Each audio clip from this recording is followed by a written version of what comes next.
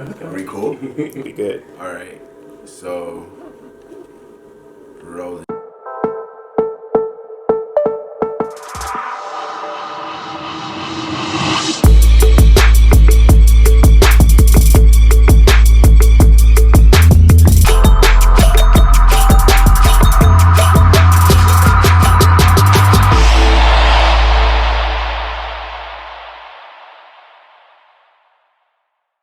What's good, y'all? Welcome back to the WYL Take Ownership Podcast, where we're all about taking ownership of your mental, your economics, and your community. I'm joined today with Franz Bowen and Ofo Ezeugwu. And of course, you got me, Ofo Ezeugwu. Appreciate you guys joining. We have an amazing show lineup ready to go. We're going to be talking about the journey of being a young, hustling, successful black man and still dating. And in that process, we want to hit you guys with the current events just to kick things off, starting with Kanye West and Jesus is King, following that up with Kaepernick and what happened over this past weekend, and finishing it out with T.I. and managing his daughter's Hymen. So what do y'all say? Let's get into this show today. Let's do it. Let's do it. All right, y'all. Kanye, right? One of the most provocative people in history. Like a lightning rod. We talk about Trump a lot, being a lightning rod. Kanye is very similar. He just dropped Jesus is King about a month ago. You know, Dre, I'm going to start with you because I know you the Kanye fanatic here in terms of being a lifelong fan. What are your thoughts, man? I mean, just last what? Earlier this year, it was, you such a fucking hoe. I love it. Right. And now is, Jesus Walks Part 2. So Listen, what's up? I'll say this. I started listening to Kanye because in growing up, I was only able to ever listen to Christian music. So even though everyone at school was listening to hip hop and no pigeons and no scrubs, not me at home. I snuck in the Kanye album because I just played Jesus Walks on a loop. So to see him literally come full circle to an actual Christian album, man, I'm loving every minute of this. And listen, don't get me wrong. Do I think it has a shuck and jive-esque to it, more of a capitalism? I'm just going to jump in this Kurt Franklin lane real quick. Oh, for sure. But that don't got nothing to do with my blessings. That makes sense. What about you? How you feel about that? I mean, look, man, I don't like the presentation of what is Kanye. I think I enjoy his music. I have historically enjoyed his music. I think that he speaks a lot without really thinking of the ramifications of what he's saying. And I think it's to the disservice, unfortunately, of a lot of people of color. Now, everyone's entitled to their own position or their own opinions, but at the same time, I think to whom much is given, much is tested, and there's a lot of responsibility that comes with that. And I think from that vantage point, I'm not the biggest Kanye fan, although I can separate the music he makes. He's a musical genius. Mm-hmm. I don't think he always deserves the pulpit he gets from a verbal standpoint. And I've said this to Jay before too, like, I don't like that when I hear him speak in an interview, he'll say 9 very ridiculous points, and one that Kanye fans go, see, he's a genius. And I go, what? Like, you chopped it down. Like, come on. But that's I'm just going to start there. You know what I'm saying? Yeah. Like, what do you feel? I don't know. As far as, like, musician, because Kanye's a musician to me, so I think he's dope. I think as an artist, he's always shown you a different side. He's very multifaceted in his personality. You know, he's like the duality of man and shit. I don't look at him for a political opinion or anything. Neither do I. A lot of people look at him for and be mad at him about. Like, I'm in no position to be mad at somebody's opinion. Like, I don't care. I think the album, though, he had like 2 bangers on there. Just 2? Actually, bruh, track for track. Nah. Closed on Sundays. No more Chick-fil-A. Yo, that is. That's very hungry of you. That is what I'm saying. I think that's my track. I think Follow God slaps. Yes. Yes. The joint with Kenny G. Yes. Slaps. Yes. Water's Growing on Me. Yes. And then every hour. I keep it a buck with you. Like, it's not like a repeat play for me. You know what I'm saying? Like, really? Pablo was more of like, okay. Oh shit, I can't get enough of this album. Like, this joint is kind of like, you know what I'm saying? Like, wow. It's I do rock with it. I do rock with it. Like, the intro was crazy. Yes. But it's 4 tracks.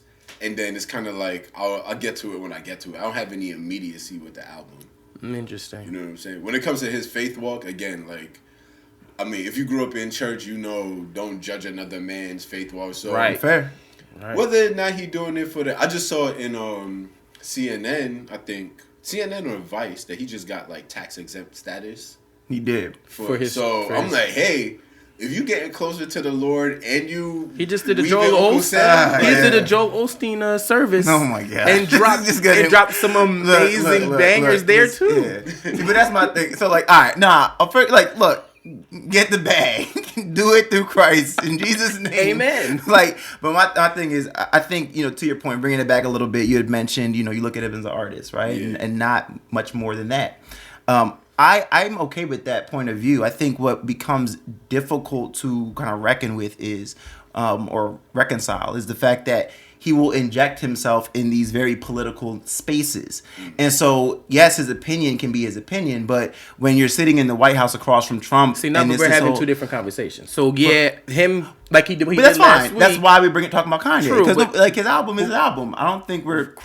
arguing if it's good or not. Album's amazing. But what he said last week on that stage, talking about some, and when I run in 2024, and everyone laughed, and he was like, "What y'all laughing at?" You know, I laughed too, bruh. Like, cause you running is a joke to me. However, So Trump, that's what people, we thought with Trump. keep up with them Jesus is Kings. 2, 3, 4, 5, 20. He's working on with Dr. Dre right now. I Jesus will King listen too. to every single one. Yeah. And that's cool. I have no problem with that. I think that's kind of I don't think he's that difficult of a figure to understand. I think nowadays everybody strives to be that, you know, misunderstood individual and misunderstood artist, and I'm like, Right. I think Strive to be different. like, yeah. it's like look, like we can all be different, but it's like people want to be misunderstood, and I'm like, Yeah. that's weird to me. Like, but yeah, so we're gonna switch gears a little bit. You know, I'm sure you guys have heard of, been tracking, been watching this Kaepernick debacle of a situation occur over the last few years. And I say debacle more from the NFL's point of view, not from my guy Kaepernick's.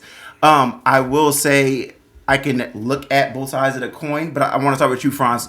In understanding, me. you No, want you to gotta start? I'm jumping right in, bro. Nah, go ahead, bro. Yeah, so you know, Kaepernick, and just to give the audience some context, right?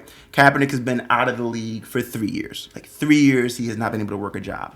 So the reason being is that he was kneeling to bring, you know, resonance and highlight, you know, the idea of black bodies being killed, and the fact that that's wrong. And so, as actually an army vet or military vet told him to take a knee as a sign of, you know, As opposed to sitting down. as opposed Correct. to sitting down, right? And he nor was he ever the first person to miss the anthem and everything, anyways. But all good. Here we are 3 years later. A lot of people have boycotted the league. Now people are watching again. Maybe they're not. Whatever. This past weekend, the NFL hosts a workout that they told him about, I believe, on Tuesday of the week. It was going to happen on Saturday. Problem is, with the NFL calendar, Tuesday is an off day for players where workouts happen. And so they had jamming a liability waiver down his throat where they've changed the language. They've given them less than 2 hours Jamming. to 2 hours to reply, which to me seems like jamming. If this dude's been sitting for 3 years and you call him out of nowhere on a Tuesday, Okay. and then on Saturday, you know, they had 25 different team reps going to be there, but it had to be scouts because the GMs, the higher positions up, are getting engaged for their Sunday game. So as a result, you can't have even the top people there. So all that, given context, what are your thoughts on how he handled it? And I didn't fill them in on that, but if you want to fill them in, certainly. Man.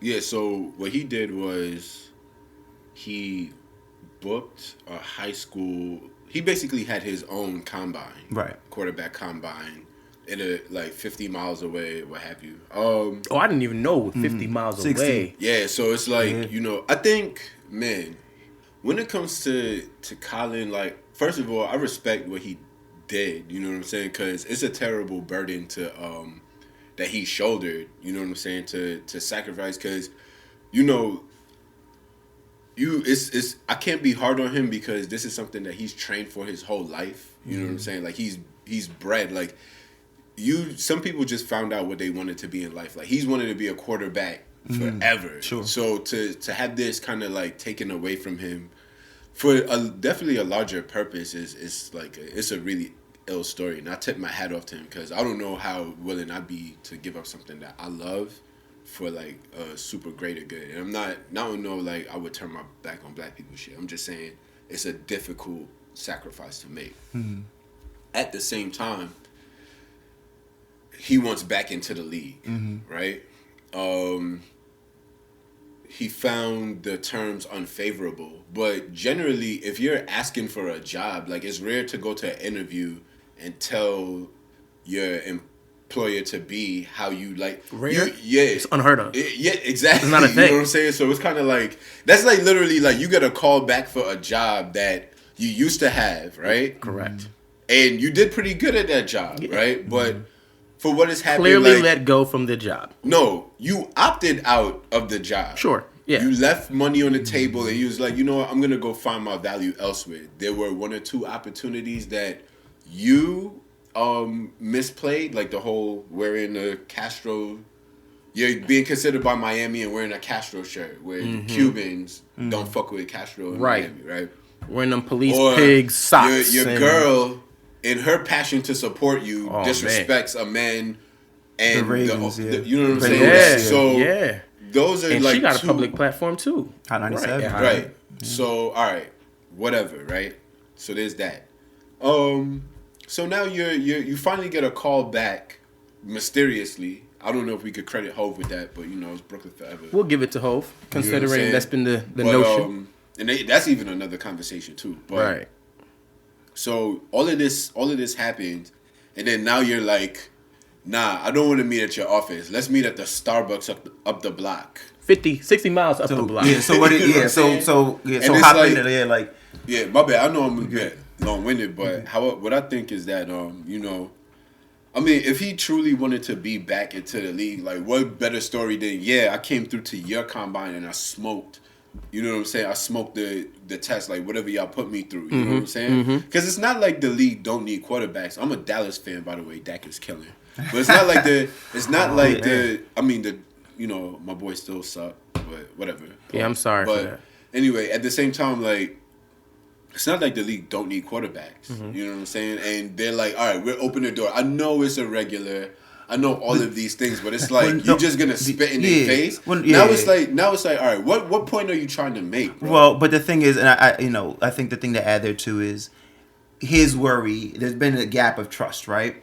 So, you know, I talk about with this moment, it's highlighted a gap of trust not just between Colin and the league, but Colin and Jay-Z.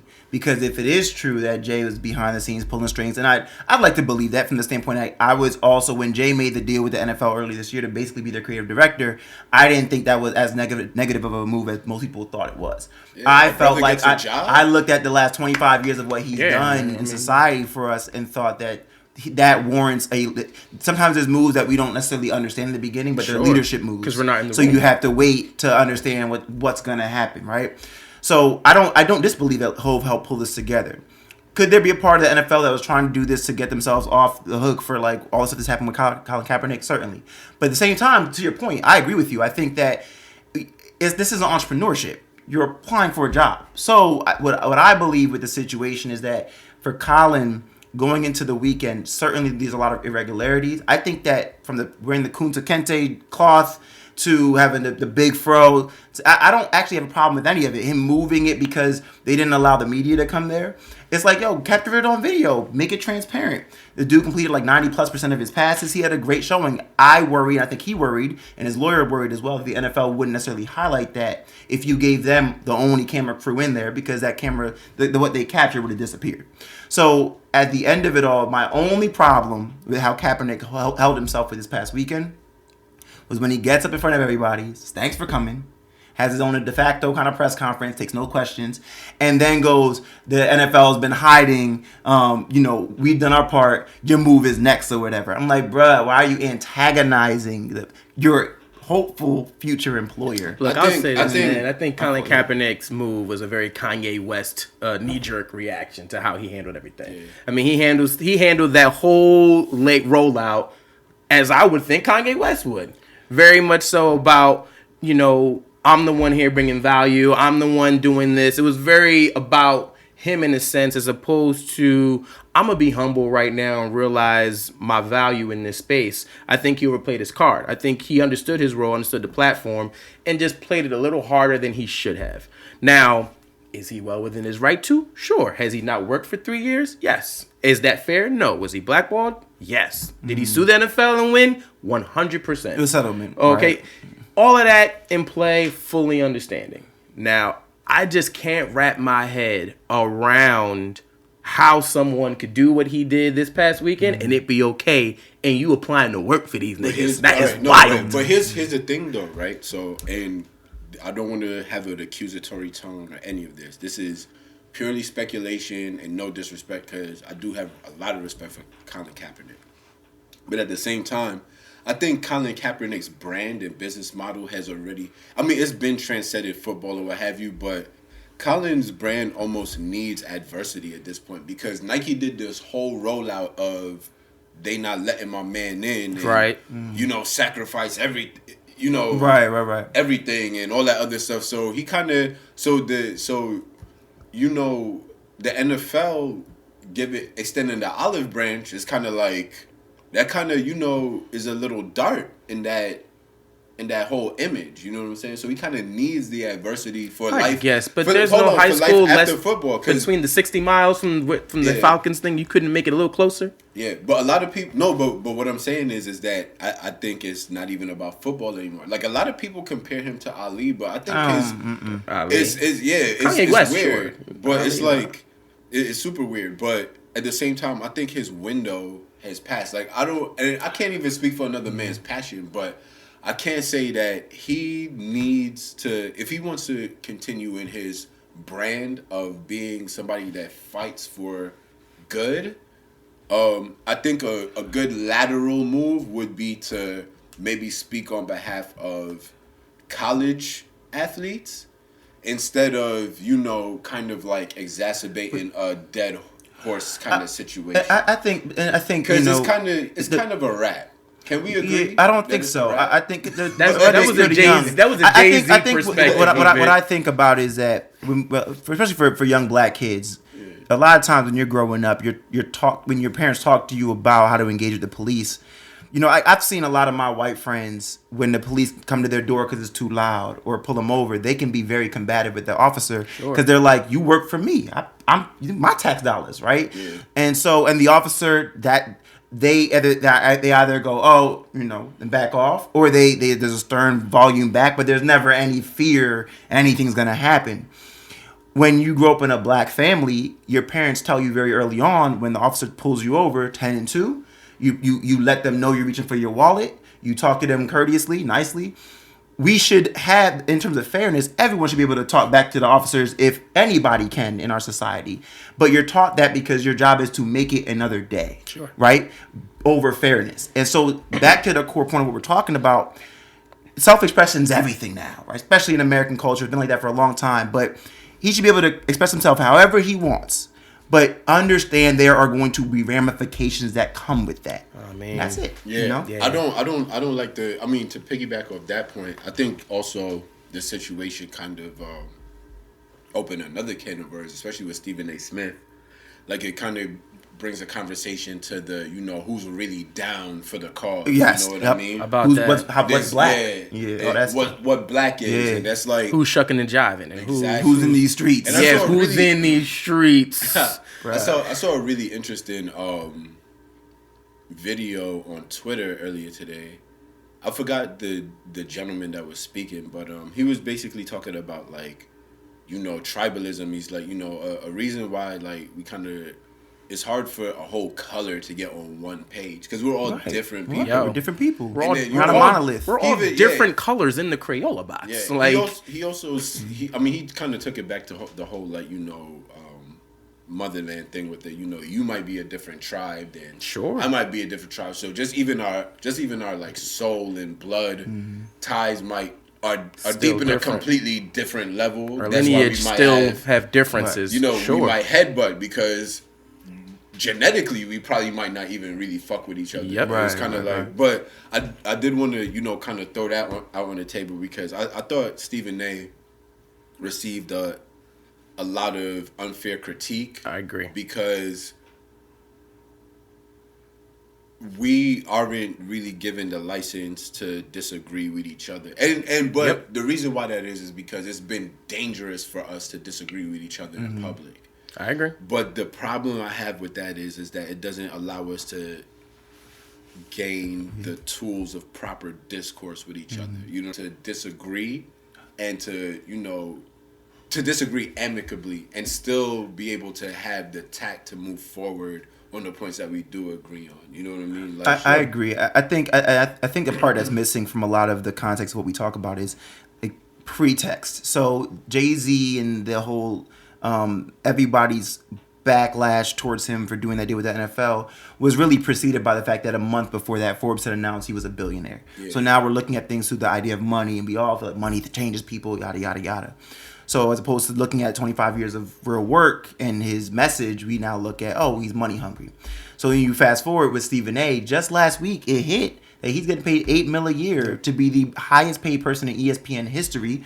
And so as a result, when people see that, and then a few days later, he's out here making an IG video Saturday night or Sunday morning or whatever, coming at Kaepernick so aggressively, a man who's been out of a job the last 3 years. People then take offense to that and then say what T.O. said, talking about, Max sounds blacker than you on First Take. I'm like, bro, absolutely, 100%, 100%. It's like, yo, how is T.O. like the foremost authority on what black he shouldn't abandon that. Stephen A. lost his cool a day before. Calling everybody idiots. And was mad T.O. had texted him on live TV and through the phone. So that's why he invited him on the show. But he's not equipped to be in front of cameras talking about real issues like this. He be in the streets. Stephen A. Smith did what any uncle that cared about your life 100%. Because there are family members that, like, if you were to quit your job or cut up in that type of way, they'd be like, yo, what are you doing? You know what I'm saying? What are you doing? I mean, but the thing is though, you know, and that's another thing. I think it speaks to a deeper issue when it comes to like ego and stuff like that. Because you got to be able to take that chastisement sometimes, you know, to be able to like really improve. Because this is helping a lot of generations coming up, and it's detriment, right? Like, Colin Kaepernick is trying to do for us in a way that we can, like, to your point, be expressive, you know, and to be able to be heard and to still be authentic and, you know, be able to move unfettered to, like, follow your goals or what have you, right? Stephen A., however, sees, from somebody who's been in that arena 25 years. Yeah, like, he's trying to make sure that, you know, there are you move tactfully in that. Like, that's my whole issue with Colin Kaepernick's whole thing. He didn't have a plan. In his mind, I don't think he ever thought this would escalate to where it's got. But that's what I'm saying. He didn't have a plan. Like, how could you not, when you changed the event at the last minute, 60 miles I'm talking away. about way back. The kneel. In his mind, he's probably he didn't expect that to turn into what it did. It's probably I'm gonna just kneel. Sure. The press is gonna ask me while you kneeling. I'm gonna sit. Yeah, I'm gonna sit. Then I'm gonna kneel. The press is gonna ask while you kneeling. I'm gonna just say, yo, the police is killing us, and in his go back mind, to work. It was supposed to just do something outside, like the police. Let's get the government involved. But now it's like, let's get this nonprofit institution, which is crazy. The NFL is a nonprofit institution. Correct. But let's get this nonprofit institution to effect legislation somehow regarding, like, it just went awry. Well, let's do this just so in the interest of time, right? So we've talked about now Kaepernick. We've talked about and his experience and what that whole thing's been. It's you said something recently like being real, like. So T.I. recently had a conversation on a podcast. That's a wild segue. And I'm segueing because in his mind, he was being authentic and real. Another Kanye West decision. Got hit with some backlash. Another Kanye West decision, by the way. I gotta ask, you know, because we're talking later on about being young black men and dating, right? And so we have opinions on ourselves, but we have opinions on women as well. I have a very unpopular opinion about the T.I. situation. So take it away. Listen, as a father of a 5-year-old daughter. And quick note, so T.I. was on a podcast recently. Forgot the name of it. Not going to research it right now. And the reason why I say that is because they removed the podcast. But in the conversation, he talks about making sure his 18-year-old daughter is still a virgin. He talks about making sure with her gynecologist appointments that her hymen is still intact. So I want to throw it to Andre. You got something you want to say? Yeah, I definitely do have something I want to say about that. It's ladies like us, okay, with a couple ladies that I do not know. That's the podcast. But they are on podcast one. Shout out to them. So anyway, I think that the whole situation, I believe that T.I. was just being exaggeratory. Like, he just was doing the most, being expeditious, being T.I., just trying to say something just to kind of get the buzz going, and get these two ladies, because it was specifically talking to ladies, kind of get them all a little roused and, not in a sexual way, but in like a, oh my God, type of way. And it worked. However, as a dad, when you're raising kids, especially in this very sexualized age, man, like, kids are exposed to all types of stuff from super young. And I'm watching my daughter, like, ask me questions about things. I'm like, you are 5. So I know that all that crazy stuff is just right around the corner. I heard what he said. I laughed. I said, wow, I understand, brother. I don't think I would match that same energy, but I understand. However, here we are today with people calling him all type of crazy names. But, I understand the energy when you have a daughter, a young kid in this day and age. I so understand that energy, yo. Of like, energy of... So your daughter's 18.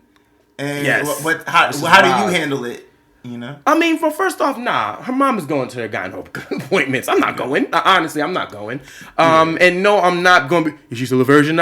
I don't need that info. I really don't. Just don't come home pregnant. So what's interesting about what you said is that I think, and that's a big thing that I think we miss a lot nowadays. You have empathy. You understand where he's coming from. Sure. But there's still a responsibility that comes with that. 1000%. So you still are going to be like to your wife or your girl or whatever. You're going. You got that. Yeah. You're still going to be like, I don't want to know if I prefer her to be a virgin, but I don't want to know. Right. So that's the dissonance between the two. I think he went all the way there, and then on top of that, said on a public podcast, which I think was just the podcast. I don't think he's really doing this. Oh, his daughter unfollowed him and the family. I mean, that's all that's how do you, Mr. Franz?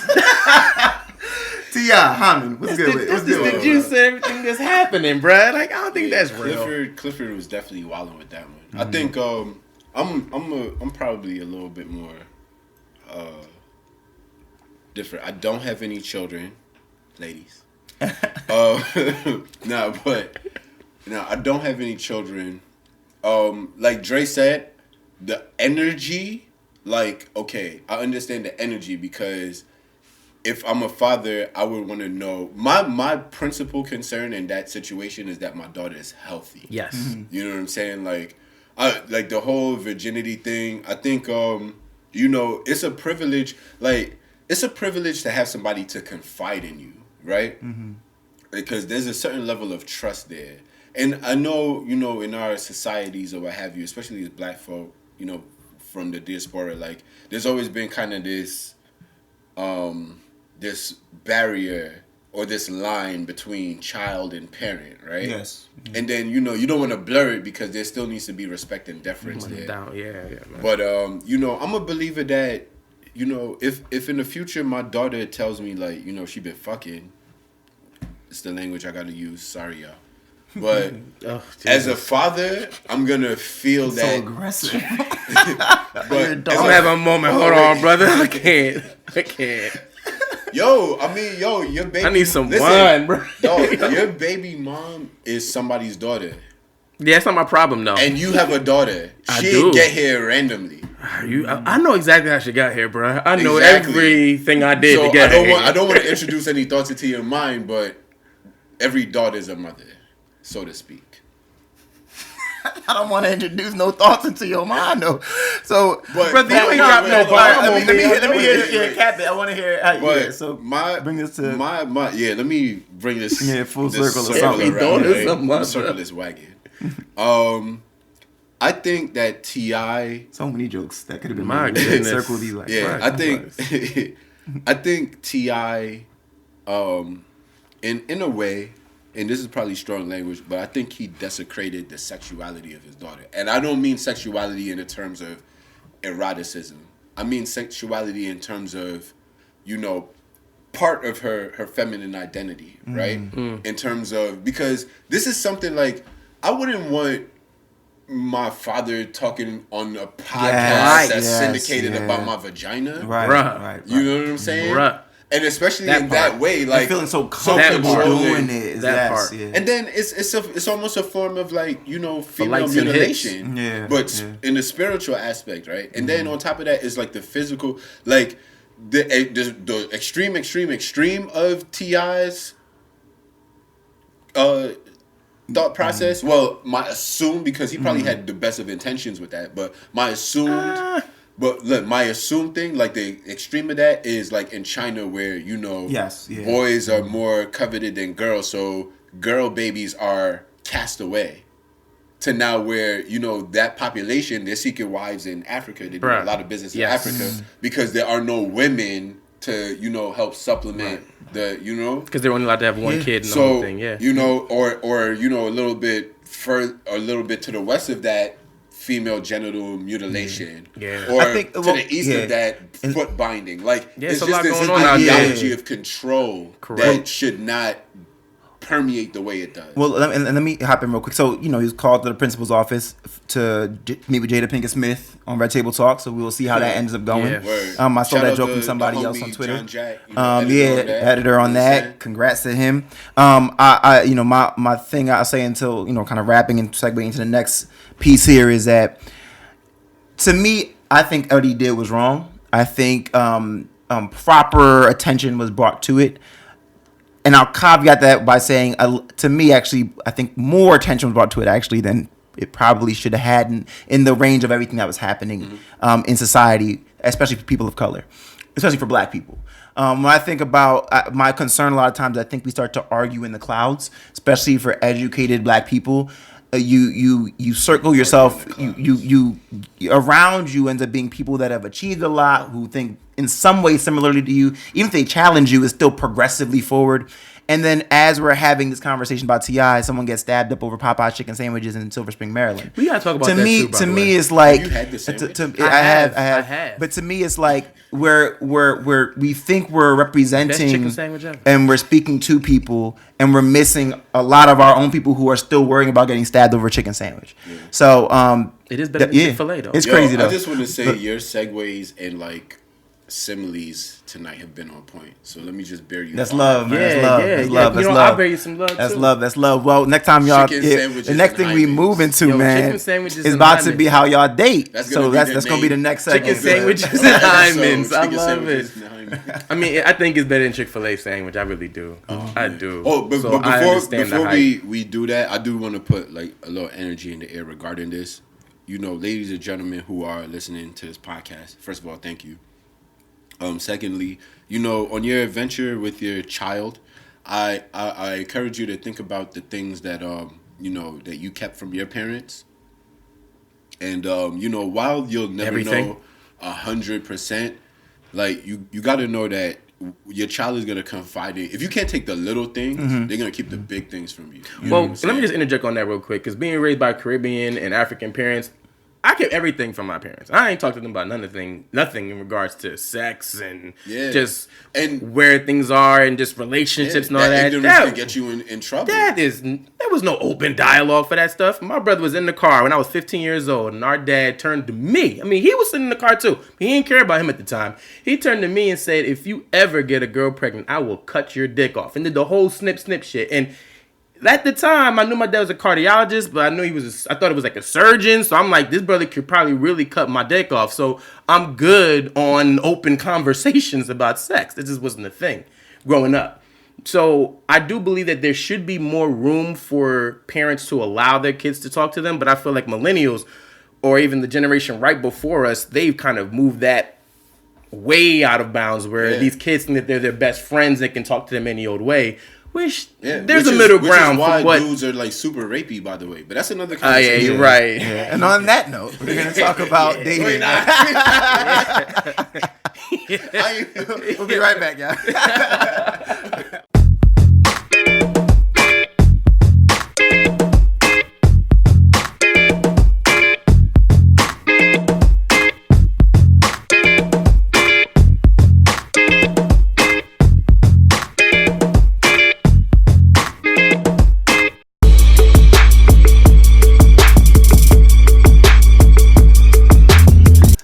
what's good, y'all? Welcome back to WYL Take Ownership Podcast. We're gonna jump right into it, y'all. So y'all know the theme.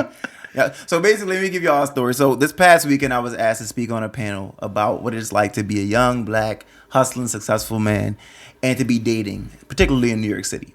Were asked to be. You were asked, but you panel. got 3 And people at the table. now, so shout out to Danny, Gildia, Brothers in Briefcases, and combos. Much love. A lot of love. I don't know y'all, but much love. They've Danny's on our podcast before too, so all love. And I'm just extending the topic y'all started because I feel like it was a good one.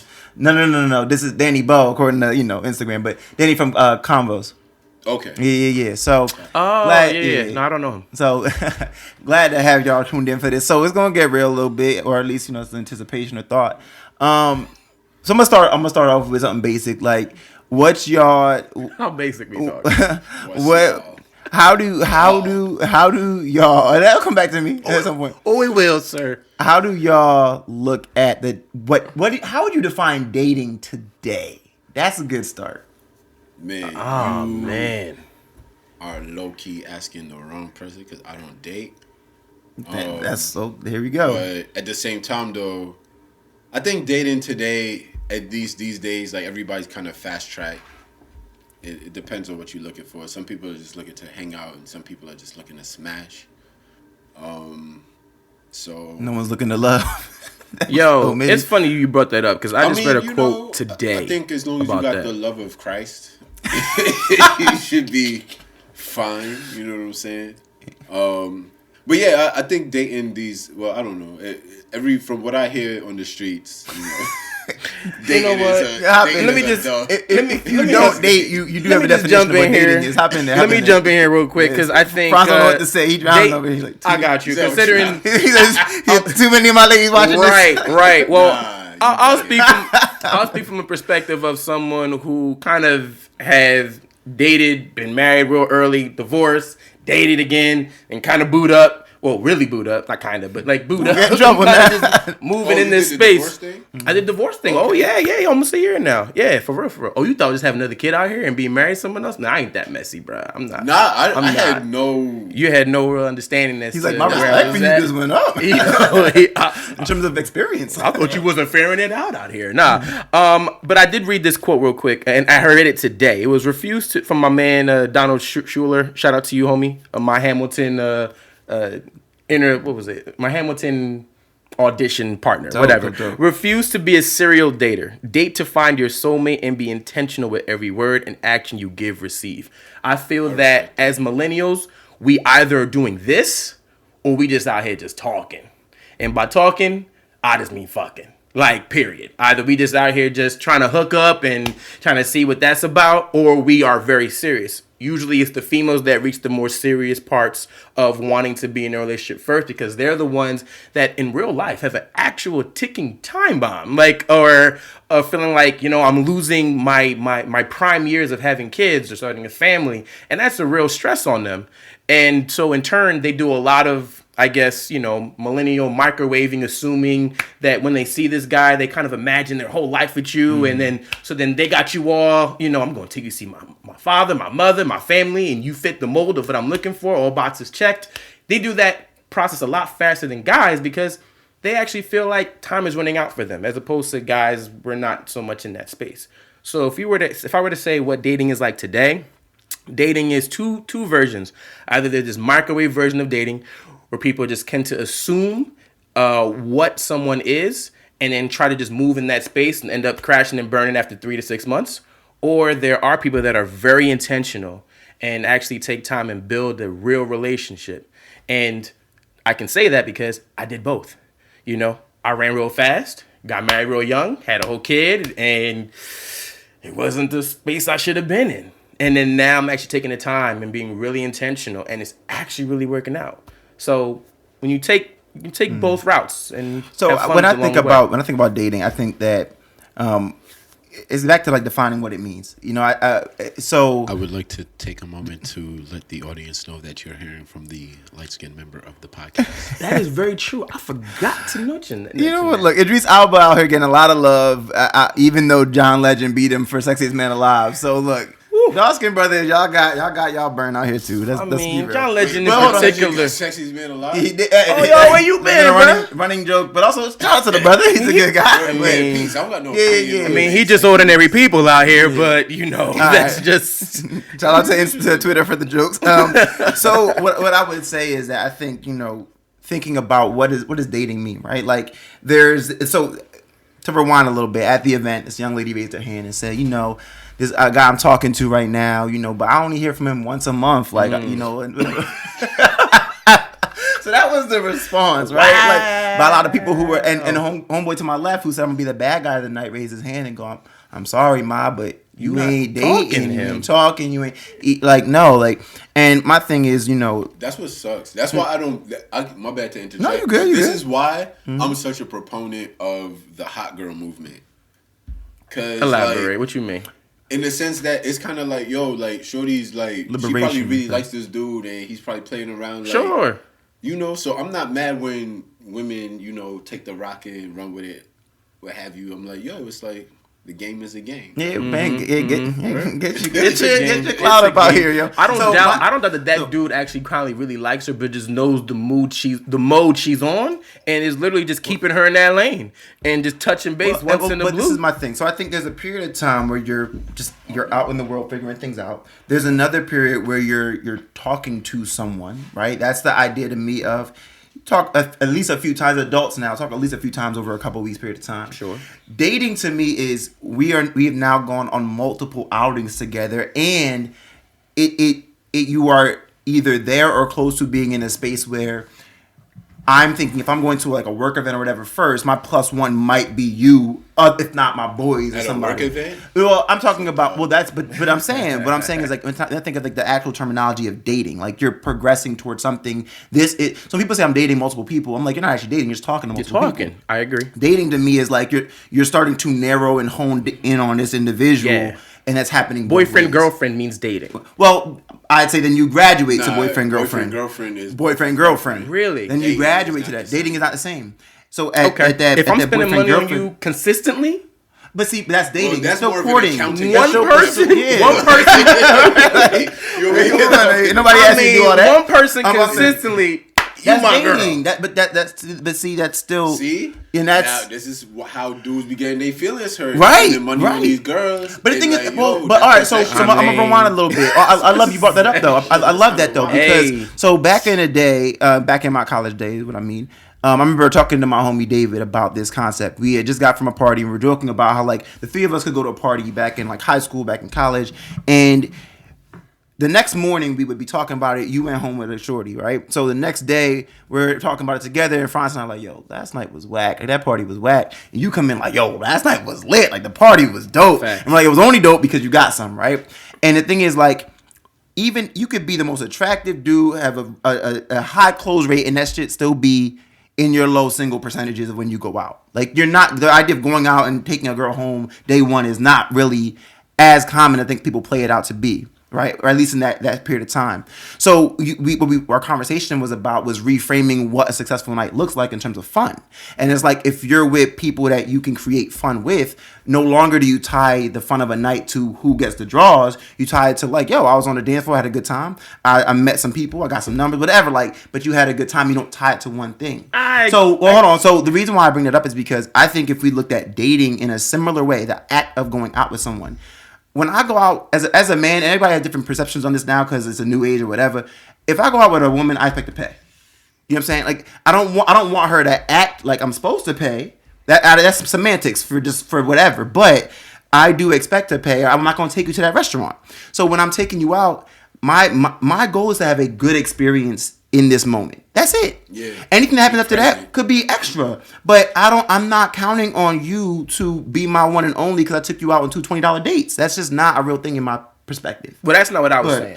Also, that's going for these $20 dates in New York, bro. I'm about to say $20 dates. What's that? Actually, you can finesse, but still. You can. Brooklyn Museum on first Saturday. I've been pretty consistent with coffee for a while, and I've yet to find a $20 date. I don't do LinkedIn. $20 per, but. To your point, let me just bring you back. We're gonna have to. Let me just bring you back real quick. Yeah.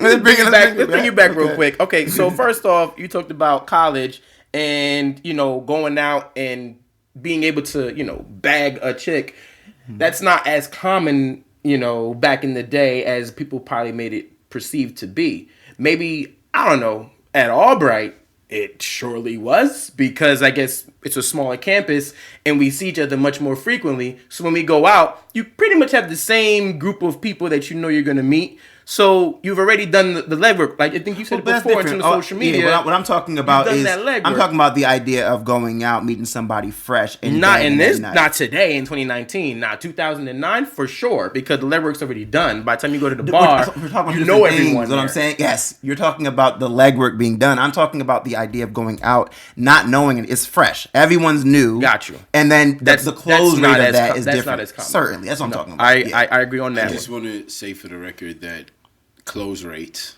Would you like to elaborate on that terminology? Sure. Nah, what I mean by close rate, I'm gonna keep it a buck. Like, close rate is the idea of when you go out, how often do you go home with somebody? And so what I'm saying I had pretty high numbers in college, bro. There's 365 days in a year. There's 52 weeks. I wasn't going out 365 days in a year. There's 52 weekends. So I wasn't at college 52 weeks either. All right, so now the numbers change. Come on. I just said I had high success rate from when I went out, and I had a good night. That's all I'm saying. Y'all need to cuddle with your Bible. Yeah, that's what that sounds like. That's what y'all need to be doing. No, I'm just saying. But the goal was to be very real and authentic here. So back to I want to follow up. All right. So let's dig a little deeper, right? So for y'all, what is I'm trying to think. I want to think of two questions that I was hearing that night that either women were posing in the audience or that we were asked. I'm more interested in the feminine questions. What are and I'm just literally repeating a question that Danny had asked, right? What is a trigger for you in terms of somebody you're dating? What is have you found yourself to be triggered by? Triggered by, like, in a negative way, intelligence, action, intelligence. I'm very fastidious, and sometimes I'm like, yo, where do I get the balls? But like, it could be anything. Like, I'm just un-Stephen A. Smith that for us. Yeah, because fastidious, like picky. UTIP out here. Like, so I generally, I'm not gonna hang out with you. I've evolved to the point where, like, I'm looking for more of a fulfilling experience. Like, if I hang out with you and I gotta think about what I gotta say, or I feel anxiety or whatever, then we probably shouldn't be hanging out. I agree. Facts. I'm more so looking for somebody that, like, or whoever that has a complimentary spirit to mine. That's like, you can talk, and then even after. If you don't speak to them for like a little while, it's cool. Like, what I'm saying? There's no time, no space, and you feel full after an encounter. But at the same time, like, I can't front, like, I'm definitely a flake. I've definitely ghosted girls. I wouldn't say ghosted, because I don't know. Then what does flake mean? Well, we're not gonna get into that. Why not? Whoa. You can see us around this door, you can't enter this space. This is a brain space. All right, so when I say flake, like, I might feel a different way. Like, I feel like if I have to force it, then it's not worth it. I'm more into, like, a natural flow. I got that. You know what I'm saying? But what do you do after you realize the chick is not worth your time? What's your sign, bro? I'm a Scorpio. So I'm a water sign. So okay. I'm very, like, You're same. I'm a Cancer. Yeah, man. I'm a Pisces. Yeah, that's Water. What's up? You put in the fam. Yeah. It's important to drink every day. You're right. But yeah, I think we are very Camusian signs, by the way. Yeah, for me, I'm more so, I care about what I care about and don't care about what I don't care about. And there are a lot of great people out there. I'm pretty sure that I've turned people off at some point. Sure. But when you say flake, and you flake, what are you doing when you realize that they are not the one for you, and they blowing you up? You know it from jump. That's not what we talking about. Sure. How do you handle that? How do you handle? What's the flake? What does flake mean? What does flake mean? Sometimes. What are you doing to these females? I'm not doing To these anything. women. How are you to these disrespecting females. these women, females? to these women. These women. I'm sorry. Yeah. Correct. I'm not And we got something for you to unpack next You're right. because you said something that was funny. I'm not We gotta disrespecting unpack. any women or none of that. What I'm saying is though, like I've definitely flaked on dates. Like I've like Just not showed up. You nah, pulled that no. card. I'll give you like at least the hour and a half before notice. Like yo, it's a dub. Hour and a half before. But I don't notice. Okay, Like I'm not gonna yeah. make up a bullshit. At least they story. don't go there and then you. Wow. Okay. All right, well, that's how we learn what it means. Okay, so All right, I said all right. triggered. The first word that came out of your mouth was Intelligence. intelligence. My So how are gosh. you triggered by that? Because conversation does it for me. And here's the thing. I will say this. So you're saying triggered in a good way? No. Okay. I mean, in a bad way. So I would say this. I approach relationships very much so like females do, which is why I tend to have pretty high success rates. Like women do. Like women. Why? If females is a bad thing to say females? Nah, because it's Unpack that for me. subjugation. Yeah, it's I don't know. I don't If know. I say by the male and parts, female, yeah. I don't know how because the word for me is more of like just species. yeah, that's That- what but I'm, that's that's what the- I'm that's But saying at the right same now. time, it is a So female is now a derogatory term. It's been like that for like. It's been like Don't like do that. Yes, Nah, it is, bruh, because yeah. it's kinda like you're it- addressing them by their body parts, like You, that. you as know, an animal. on Exactly. like I just There- filled out an there is a application way. fee for She's an a apartment, and it said sex. lady. Do you write male or female? That's because it's sex, right? Like you're. So when you, whenever you it's can just easier to say for women. Okay, Yeah. all right. You yeah. know, There's a time and place to use Teach the me, word. y'all, all because I don't encompassing. mean it in a Yeah. derogatory sense. We live I in a mean time this. where Alright, so we have it- to, you but know, intelligence, let me- unpack it for Let us. me Intelligence. I wanna unpack keep us on intelligence track. really Intelligence. quick. Yes. Facts. Why is that so a trigger? It's a trigger for me because I approach relationships very much so like females do, where I'm very much so. all good. We're gonna let hold him up. finish. Right after Let me rock. All right. Where what really does it for me is good conversation. Really being able to have a great sustaining just relationship with someone. Yeah. I'm much more deeper than just how they look. Obviously, how they look is what got my attention, but it don't really do it for me if I can't really have a conversation Also, with the you. lack of intelligence is a trigger. Yeah. Oh. Yeah. Oh, you I thought you were saying- you thought if you smart, I ain't Like, messing hey, with so- you. yeah, I- Nah. Into like I gotta be able to have a good conversation with Okay. you and be witty and funny, and you get my jokes and understand that you don't take them personally. Yeah. I just think people need to understand that the times that they're in, because you meet people at different times and chapters. Like, Yo, somebody facts. might be ready to do the whole commitment thing, and somebody might just be exploring, their agency. So for me, it's kind of like, sometimes you meet a girl who's like, wow, you have really like fun, spunky energy, and you're just really a joy to be around for this moment. I live moment to moment. You know what I'm saying? Like, so if you're a joy to be around in this moment, you might not. Be one in the next moment? Yeah, or I might, move on, or you might move on. I give myself space for that flexibility. Fair. So I'll say my piece, and then we touch on something that I want to unpack a little bit too, in a good way. Just from my idea standpoint. But for me, I think it's being inconsiderate, right? Like, I don't enjoy when people are not taking into account others. So, at least you're giving an hour and a half heads up, right? But like, I'm just Cameraman, can I get a tight zoom? I'm just being really. Can you and then get a tight I'm zoom? really good. I asked. All right, let me move this on because we our man Unpack the unconsideration. Rich is telling us we got to move here. So I want to hit one thing too. So we talked about astrology.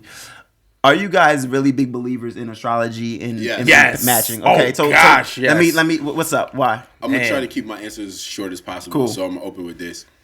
Your body part is just a cluster of atoms, right?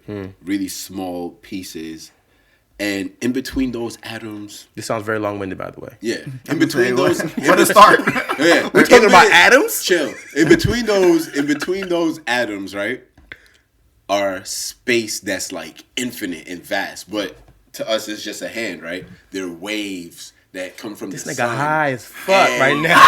What are we talking the about? waves, All like right, Kanye. your vocal waves, All right, Kanye. the light waves and all that other stuff. So my whole thing is this: like, They're jogging if you're pants. born under like the Scorpio sign or what have you, you know what I mean? Like, there's certain vibes and vibrations coming from space and time and different other things that will affect the cosmic soup.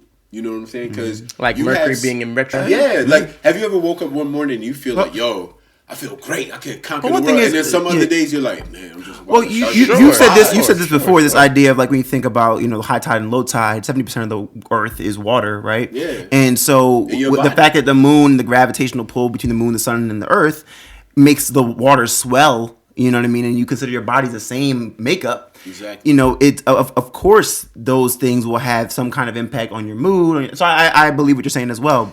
But And even with physiology, there's some people who are more sensitive to those things than others. facts. It's always so you're great gonna say to find something. the sensitive The people. Earth is also flat. No, I mean, It's like listen, Kyrie see, Irving. I ain't saying the Earth was flat. No, Kyrie okay. Irving is a little loopy, but Shout out Kyrie Shout out- for Brooklyn. yo, Yeah. so I went a majority of my life thinking that was bogus. Like The world is flat? No, the astrology shit. Like it was just whatever. Until like I want to say at least a good past 10 years or so, when I'm really able to make clear lineage pathways of people that I know are Libras, people that I know are Scorpios, Cancers, whatever, and you've actually have a good decade of data of people that you've known, if not more, that are these signs, and see clear differences and similarities of people born around certain days. You're like, oh, this shit for real. This is very real. There's no it's no mistake that I'm drawn to girls that are Libras and Scorpios. All the girls I've dated are Libras or Scorpios. I don't know their birthdays when I start talking to them and then actually, metastasizing into something. It's like months later or even like a month or two in, I'm just like, when's your birthday? And it'd be either the same day as some ex-girl or whatever. Mind you, I'm like, I may make the same mistakes here with this one that I did before. But it's no mistake that tends to be the case. You know what, though? I think the person that needs to be talking needs to talk. Yeah, that's all. Yeah, go ahead. Yeah. Do that. No, so What to about be you? to be real, to be real. Pisces, he loves long walks on the beach. Yo, I do really enjoy those. Right. I love conversations and intelligence. Let's talk about these long Fireside walks. chats and Fireside marshmallows chats and and yeah. You know what I'm saying? The perfect split of emotion and logic. That's me. I don't know if that's a Pisces thing, but I'll take that.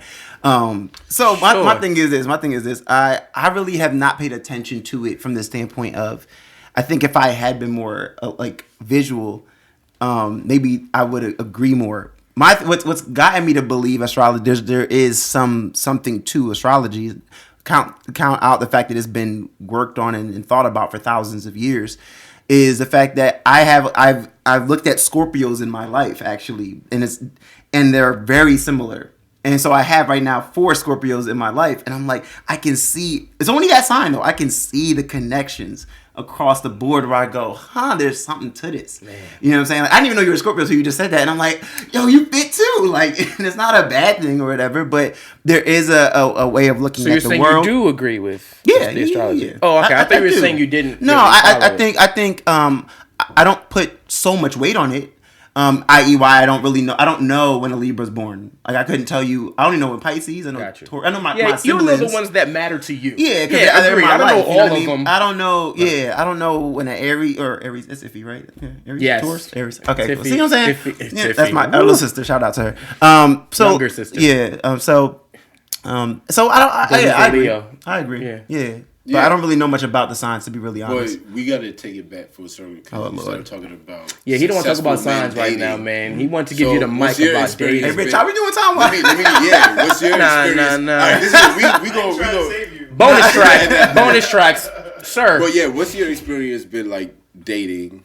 You know what I'm saying? I mean, you experience a good amount of success. You're diligent in what you do, so it pays off. What and stuff. defines success to you? Just You his can go with close that rates? question. His close No, rates? he's talking about success in terms of No. I'm talking about his actual his work success in life. You know? work so success. If somebody Oh, says, okay. like, Man. what are the pangs and the slings and arrows of what you experience? So in dating? I'll be real. Like, and I think speaking to women out there that are listening in, there's no question. I think especially Black women are at a disadvantage when it comes to the dating world because it's just, from a societal level, we can't disconnect the two, right? I think we think of things that happen on TV as being separate from us, or things that we read in books as being separate from us, but they affect us. So when you have Black men, particularly being locked up, being put in prison, there's a lot of disenfranchisement that goes on in the black male existence that then unfortunately leads us to a space where you look at the antithesis of that, which is now the black woman. They are the most active entrepreneurial group in America. They are also the most educated subset of any kind of person in America. So when they're then confronted with the fact that the pool of black men is so small, their options are more limited. And unfortunately, then a lot of like really shitty dudes get third, fourth, fifth, 20th chances because it's just a numbers game. So from that vantage point, you have a high advantage. So absolutely, that we'd be remiss not to not acknowledge from at least an empathetic standpoint. What I'll say about my dating experience is that I find, so I've probably really had strong crushes or really liked maybe 6, maybe 7 girls in my entire life. And for me, I think it's, there is a connection thing that sometimes you can't explain. You're like, oh, I'm really digging this woman. I don't like, and I'm making a concerted effort to show that. But in between that too, I think one of the things that I pride myself on to a certain extent is the ability to be as honest as possible, if not completely transparent with where I am in life when I talk to any woman. What happens, I think, a lot of times is, to your point, what we started with, you're doing the checkbox thing. So you're on Instagram, you're looking at lives, you're looking at, oh, I met him, he connects with me. 5 minutes into the date, they're seeing me in pictures with them on Instagram. They're seeing their friends talking about me at dinners. They're seeing their family meeting me. And it's like, well, we don't know each other. Like, we just met. So what I find happens a lot in my encounters is that what should be to me a good experience, at least, let's see if we even are compatible, ends up having daunting weight that at this point in my life, I go, if I'm not feeling her the same way, I don't want to hold that weight. So I talked to Dre about this a lot, but in the last few months, I've been in this space where it's like, if it's not like really adding to me, I just go home. You know what I mean? Like I just go home. Yeah, but that's more of a recent version of you. It hasn't been how your overall success has been, developed. I don't think anything I said was inaccurate. I think I didn't say it wasn't inaccurate. The new part is what I just said, what I finished on. You know what I'm saying? Okay. But being truthful, I've always been real about that, which I think is seen this way. It goes, oh my God, it's like you're thorough. I appreciate that you say that. Most men wouldn't say that. And it's like, it could be bad information. It could be like, I don't see this going anywhere. Yeah. And it's like, wow, you're so honest. So then, because I'm honest, clear honest drives them closer to you, because that's not a typical behavior of most men that they talk to. But I still was honest. So at least I don't lose sleep at night, because for me, I was real about where I stand. What you then choose to do? Wink asleep. Yeah, what you then choose to do is you're an adult. That's empathy versus responsibility. Let me just add something here to how you move that I understand, but I honestly kind of have a different take on it. And maybe because, like I said, I lean, I guess, maybe more on more of a, sensitive side to it. So how you say you're always blatantly honest. You always tell them like it is, right? You're always honest with them. But you move very sensually with them. In a way, my brother, in a way that gives them boyfriend, girlfriend vibes. Like, you don't move like, look, I'm gonna be real with you, I really don't want this. No, honestly, but your energy is boyfriend, girlfriend vibes. But his energy is. I think that's just his space. No. I'm telling you, I've watched this man move. Very specifically, very recently, I watched this man move in a way where he gives them the energy of, this could be us. Look what could happen. But now, remember, I said earlier, I was being perfectly honest with you. Like, I really don't want a boyfriend-girlfriend relationship. We just kicking it. Signals, you're saying? That's exactly where I'm at, bro. I think you provide a very mixed signal based off of what you say versus the actions that you provide. I think that this is a perfect cliffhanger for this episode. Ladies and gentlemen, let us know what you think. This is a really good If you know Ofo, let us know what you think. Nah, I ain't going that far. You know what I'm saying? But this is actually really good. So we want you guys to go on, what's the Instas? Oh, at WYL Podcast. Yeah, WYL Podcast. And let us know. And also on Twitter. WYL Podcast. Yeah. So good closeout for And him. also on Facebook. yeah, but for real, let us know what you think in terms of this dating situation. Kind of what's been your experience. And, if you're looking to hook up with Ofo, definitely drop us a line. At the WYL podcast on IG or Twitter. You got to be careful, though, because there's mixed signals out here. So, hey, as long as they know I thought we came on the show to talk about ourselves, not about each other, but... Thank you for tuning in to WYL Take Ownership podcast. For Franz and Andre is O. Love y'all. Peace. Take care.